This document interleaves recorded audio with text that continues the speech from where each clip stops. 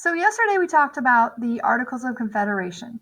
That was the document that we started off using to basically govern our country. And we talked about how it was an epic failure. We talked about the farmers fighting because they were taking their land and people weren't getting paid. We talked about how, they didn't have the ability to tax people. There's all kinds of reasons why the Articles of Confederation just didn't work out.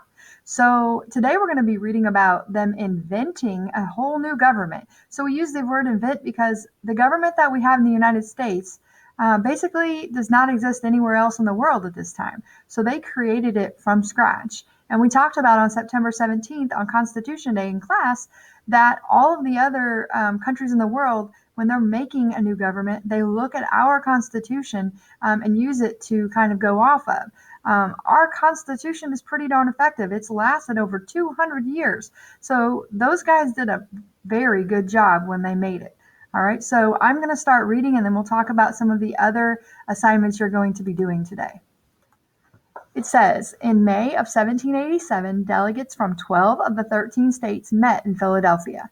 Their task was to improve the Articles of Confederation, but they ended up writing an entirely new document. Today, their meeting is known as the Constitutional Convention. And you can see to the right in the picture that they were meeting at Independence Hall in Philadelphia, which if you watch the Liberties Kids videos, you see that that's where they're at. You can go visit there today. It's still there. The 55 delegates included some of the best-known leaders in America. As a group, they were well-educated and richer than most Americans. All were white men, many were lawyers, but the group also included doctors, merchants, farmers, and soldiers. Several delegates were especially important at the convention. As president of the convention, George Washington kept the debates respectful. 81-year-old Benjamin Franklin wisely stepped in when tempers flared. James Madison of Virginia brought his plan for a powerful national government with him and argued strongly for it. Governor, which is his first name, Morris, of Pennsylvania, wrote much of the final draft of the Constitution. All through the hot, sticky summer, the delegates worked behind closed doors. Some, like Madison, favored a strong, united government.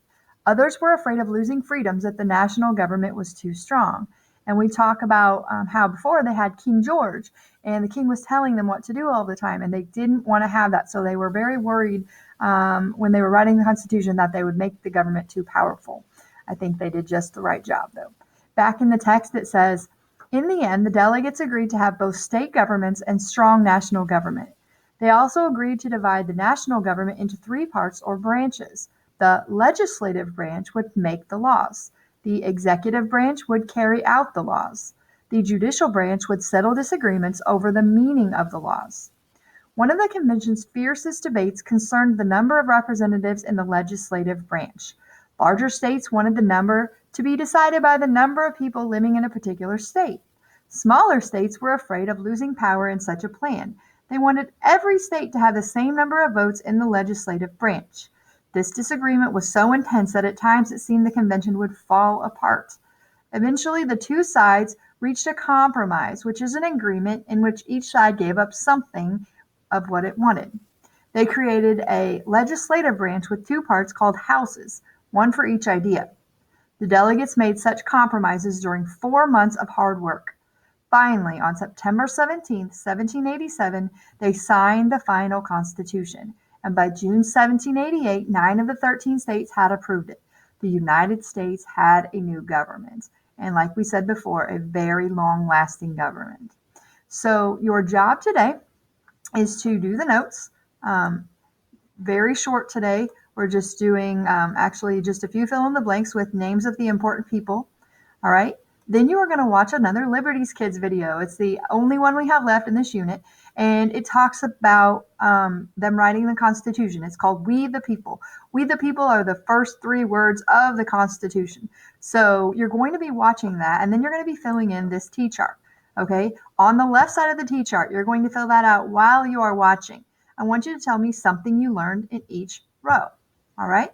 And when you are done, I want you to write question you still have in each of the boxes on that column. Okay. A question you still have does not have to relate to the something you learned. All right. So don't feel like they have to match together. Please remember, I'm really looking for historical facts here. I'm not looking for like little things that happen with James or Moses or Henri or Sarah. Sometimes you may have to include them, but really, I want you to go more based on the real historical stuff that's going on. Okay. You do need to complete the entire T-chart to get all of the credit. Some of you turned in your last one and it wasn't all the way done, so you didn't get all of the points. So again, on the left, something you learned, and on the right, a question you still have. And if you're really ambitious and bored sitting at home, you can look up and research what your questions that you still have are. You can even email me about what you find out. I'd love to hear it. Okay. Send me a video of you telling me about it. You should be doing some videos too, I think. Or just send me an email. That's fine too. All right. So good luck with that. The last thing I'm giving you today is a link to something called Schoolhouse Rock. I'm not sure if you've ever seen Schoolhouse Rock videos before. I guarantee your parents have, though. Okay. They're little music videos, cartoony kind of things, and they're very entertaining, kind of fun. But this one, the the whole theme of it is the preamble to the Constitution. The preamble is what kind of introduces the Constitution. So these are going to be the words that actually are in the Constitution that are sung in the song. A lot of people had to memorize that when they were in fifth grade, back when your parents went to school. So your parents may still be able to tell you it. I don't know. You'll have to ask them, maybe even your grandparents. All right. So again, that's just a fun video to watch. Listen to the words. Try to figure out what it's trying to say. All right. And if you want to look up the entire Constitution, you can Google that too. But that's quite a bit. So we'll be getting into that later this week. The next thing we're going to learn is specifically about each branch of government that we talked about in the reading. So have a great day and good luck with your job.